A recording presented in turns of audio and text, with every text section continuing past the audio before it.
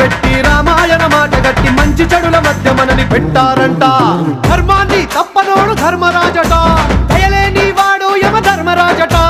వీడి బాట నడవకుంటే వాడి వేటు తప్పదంటూ ఈ బతుకును నాటకంగా ఆడిస్తున్నారంట. రంగా రంగా రంగస్థలాన ఆడడానికంటే ముందు సాధనంటూ చెయ్యలేని ఆట బొమ్మలవు అంట. మనమంతా తోలు బొమ్మలవు అంట.